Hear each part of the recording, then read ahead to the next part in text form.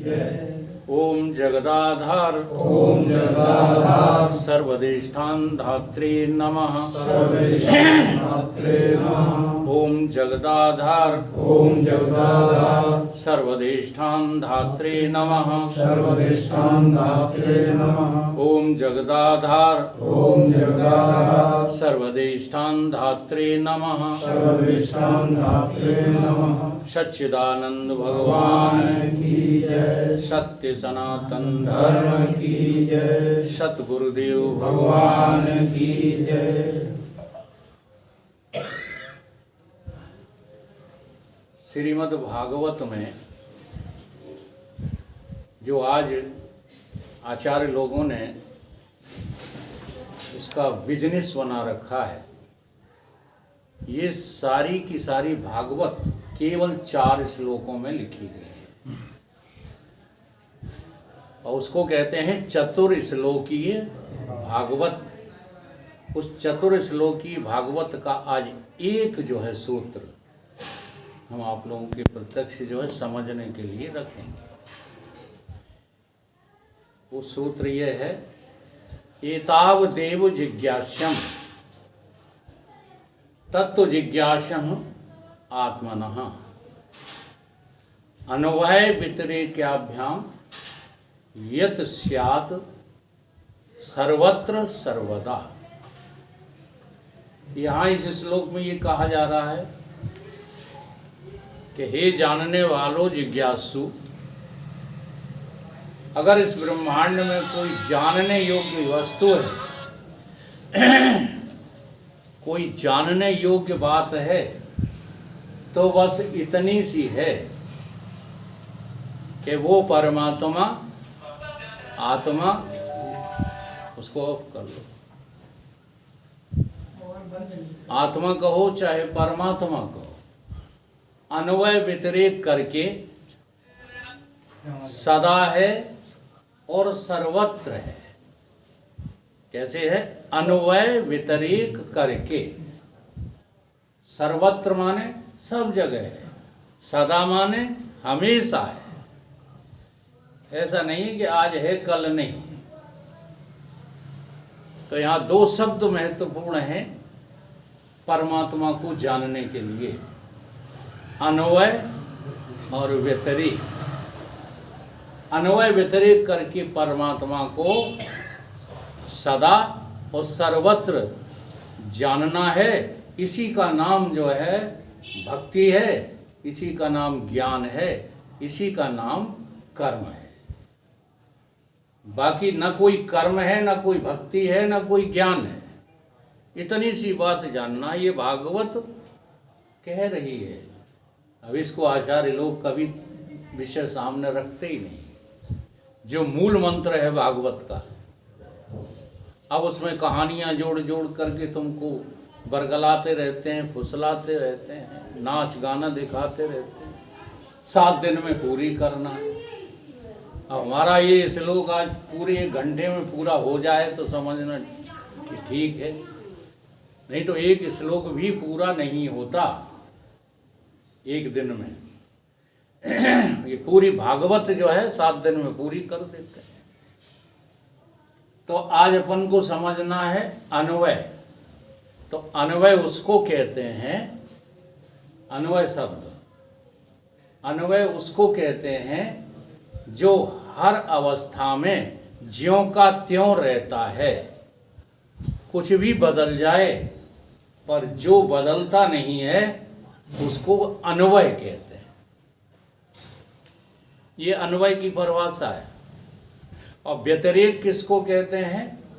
जो आज जैसा है कल नहीं रहेगा, परसों नहीं रहेगा, अगले दिन नहीं रहेगा। जो बदलता रहता है उसे व्यतिरेक कहते हैं। और उस बदलने वाले में जो कभी नहीं बदलता, सदा रहता है और सर्वत्र रहता है, हर काल में रहता है, हर जगह में रहता है, उसका नाम क्या है? अन्वय। अब इसका जो है नमूना दिया है भगवान ने तुमको।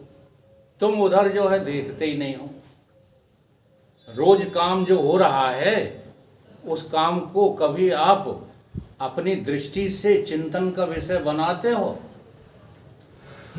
रोजाना आप जो है जगते हो, रोजाना आप सोते हो, रोजाना आप स्वप्न देखते हो। ऐसा होता है कि नहीं होता है? लेकिन इनकी तरफ कभी दृष्टि गई कि ऐसा क्यों हो रहा है? कभी दृष्टि जाती है? कभी इसको लेकर चिंतन होता है शुरू? नहीं होता। क्यों नहीं होता?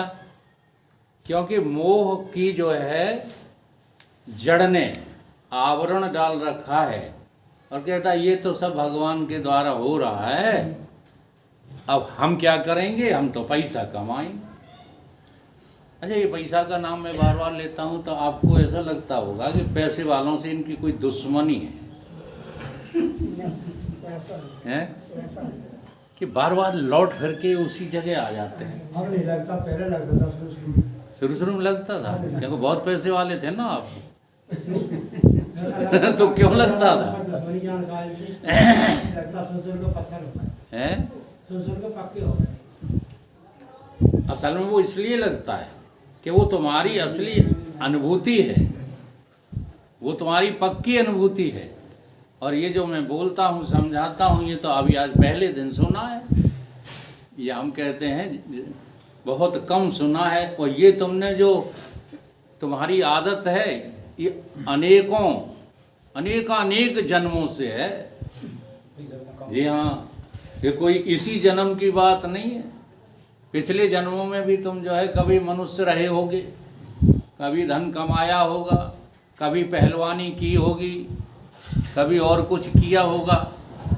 इसलिए सारा का सारा ध्यान हमारा किसमें, मोह माया में ही लगा रहता है। कभी सोचने की फुर्सत नहीं है कि ये सब कुछ दिखाई तो दे रहा है परंतु है कुछ भी नहीं। बड़ी विचित्र बात है कि नहीं? जो दिखाई तो देता है परंतु होता नहीं है। और एक तत्व है जो दिखाई कभी नहीं देता किसी को भी, पर होता वही है और कोई दूसरा है ही नहीं उसके अलावा जो दिखाई नहीं देता। चलो हम अपने विषय पर आए। अन्वय जो कभी नहीं बदलता और व्यतिरेक वो जो बदलता रहता है। अब तुम्हारी ही तीन अवस्थाएं, अब मैं ये कह रहा हूं तुम्हारी अवस्थाएं, तो तुम अपने मैं को क्या समझोगे? मैं कहूँगा कि जागृत तुम्हारी अवस्था है, स्वप्न तुम्हारी अवस्था है, नींद तुम्हारी अवस्था है। तो तुम अपनी मैं को क्या समझोगे? नहीं बात समझ में आ रही? जागते तुम हो, स्वप्न तुम देखते हो और सोते तुम हो। तो ये जो मैं तुम कह रहा हूं उसे तुम स्वीकार करोगे तो मैं करके ही तो करोगे। तो बताओ किसके बारे में कह रहा हूं? ये पंखा डुला रहा है, इसके बारे में? किसके बारे में बात कही जा रही है? जो इस शरीर को छोड़ करके चला जाता है फिर अगला शरीर पकड़ लेता है, वो कौन है? उसे तुमने क्या संज्ञा दी है समझने के लिए? उसका नाम जीव है। क्या है उसका नाम? तो जीव की ये तीन अवस्थाएं हैं जो बारी बारी से बदलती रहती हैं। अब जागृत अवस्था में जब जीव होता है तब वो स्वप्न नहीं देखता, तब वो नींद में नहीं होता। लेकिन ये जागृत अवस्था कितनी देर रहती है? जरा देखो, चिंतन करो। ये जागृत अवस्था मुश्किल से जो है, मुश्किल से 8 घंटे रहती हो। ये बात बाद में कर लेना, पहुंच ध्यान बट रहा है।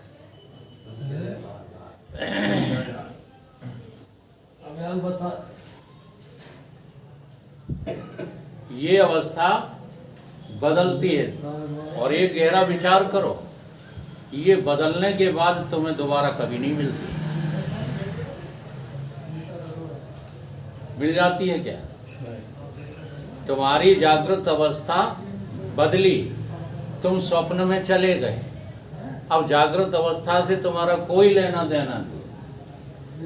क्या सपने में तुम जागृत अवस्था का व्यवहार कर रहे हो? यद्यपि सपना तुम्हारा जागृत जैसा ही है।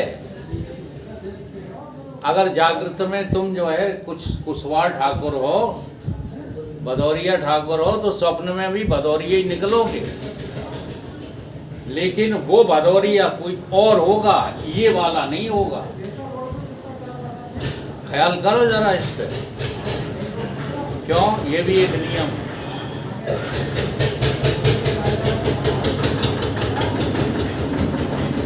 भजन जब भी होगा, चिंतन जब भी होगा, विचार जब भी होगा, तब जागृत अवस्था में होगा। इसलिए शास्त्रों ने कहा कि अमृत बेला तुमको मिला है।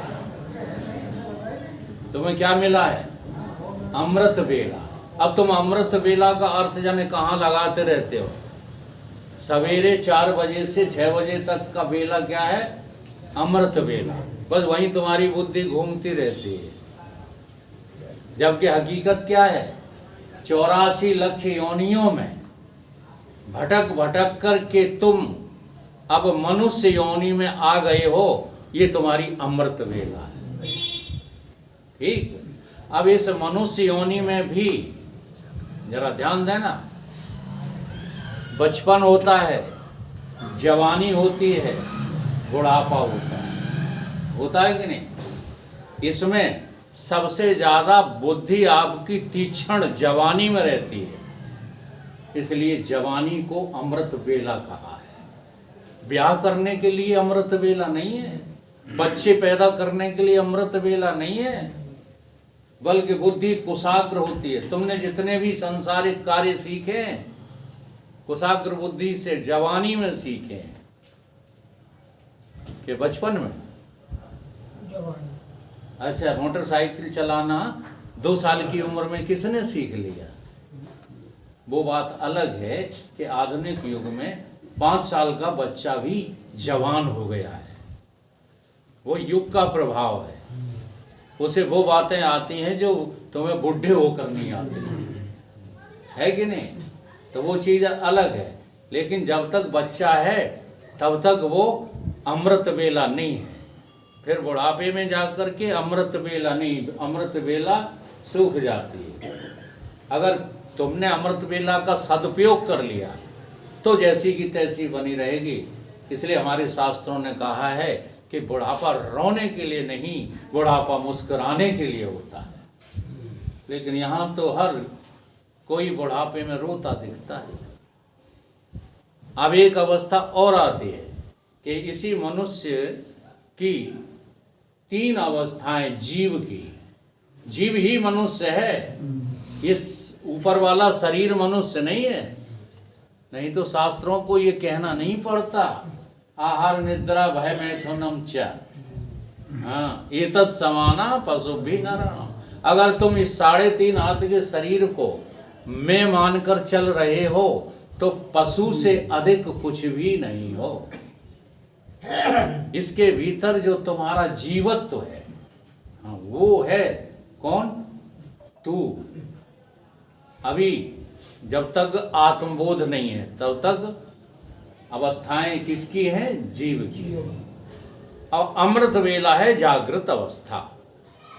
क्योंकि स्वप्न में तुम विचार नहीं कर सकते, स्वप्नों के भोगों को भोग सकते हो। नींद में तुम विचार नहीं कर सकते, केवल नींद का सुख भोग सकते हो। है सही बात कि नहीं? विचार कब कर सकते हो? जागृत अवस्था में। इसलिए नहाना धोना बड़ी विचित्र बातें हैं। आम आदमी को ये बातें इसलिए अच्छी नहीं लगती कि ये जो बातें कर रहे हैं ये पालन हो नहीं सकती। वो ऐसा सोचने लगता है। क्यों? खाना पीना, नहाना धोना और उसके अलावा कुछ नहीं करना, केवल भजन करना है। इतनी बड़ी हकीकत है भजन की। तुम तमाम शर्तें रखोगे, फिर कमाएंगे कब, फिर पेट में कब डालेंगे, फिर खाएंगे कब। अच्छा कितना खाते हो? अधिक से अधिक ज़्यादा बड़ी जो है बॉडी होगी विजयपाल जैसी तो 12 रोटी खा लेगा, 10-12। अरे खाते हैं। एक लड़का हमारे संपर्क में आया, आप लोगों के संपर्क में भी आया होगा, वो 20-20 रोटी खा लेता था भिखारी। तो एक दिन वो रोने लगा, कहने लगा भाई साहब मुझे कोई अफरा नहीं पाता। मैंने कहा आज तू खा। और घर पे मैंने बोल दिया जितनी रोटी बनाई है आज कोई नहीं खाएगा। क्यों? हमने एक भिखारी से मेरी शर्त हो गई, एक भिखारी से मेरी शर्त हो गई है। वो बाहर बैठा है, वो ये कह रहा है मुझे कोई अफरा नहीं पाया, तो घर वालों ने भी अलाउ कर दिया। अब उसको रोटी खिलाई, 20 खा गया। 20 रोटियों के बाद उसने पानी मांगा, बीच में पानी नहीं मांगा। बोला अब रहने दो। मैंने कहा अभी भी तुम भूखे हो, पहली बार पानी पिया। बोला नहीं ठाकुर साहब हम बस ऐसे ही खाते हैं। बहुत बहुत धन्यवाद आपको। वो शरीर कैसा रहे उसका? ऐसा रहे जीर्ण शीर्ण पीला बिल्कुल शरीर, ये लगे कि आज नहीं तो कल ये मर ही जाएगा, ऐसा शरीर है। अब कुछ वर्षों बाद वो मुझे सिनेमा हॉल में मिल गया। उसने दौड़कर मेरे पैर छुए, मैं नहीं पहचान पाया, क्योंकि अब उसके गला हुआ लाल लाल हष्ट पुष्ट बॉडी। अब मुस्करा रहा, कह रहा भाई साहब आपने हमें पहचाने?